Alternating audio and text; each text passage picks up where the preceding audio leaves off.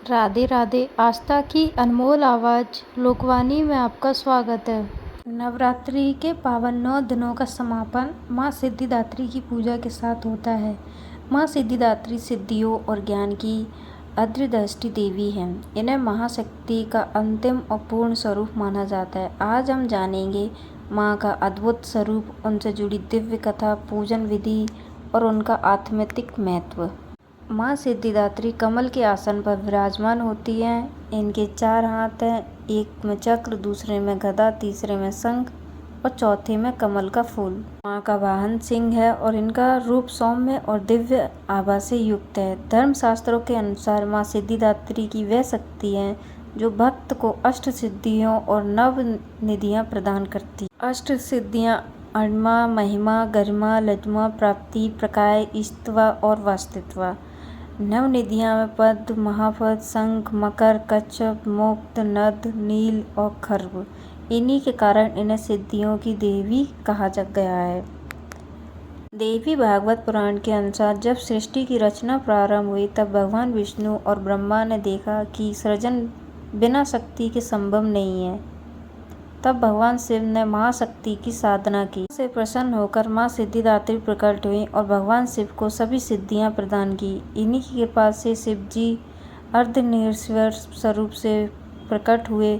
आधा शरीर शिव और आधा आदिशक्ति का।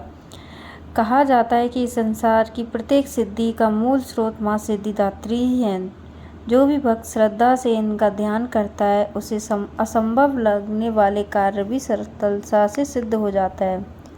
पुराण के वर्णन है कि देवताओं, ऋषियों, सिद्धों और गंधर्वों ने इन्हें से पूजा से सिद्धियां प्राप्त की। 9वीं तिथि को सुबह स्नान करके स्वच्छ और पवित्र वस्त्र धारण करें। पूजा स्थल पर माँ सिद्धिदात्री की प्रतिमा या चित्र स्थापित करें।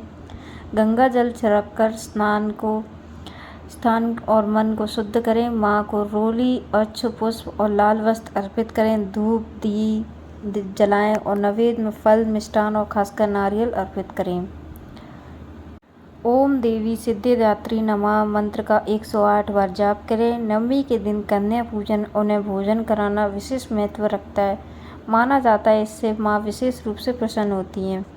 इस पूजा से घर में सुख, समृद्धि और आत्मिक शांति का वास होता है।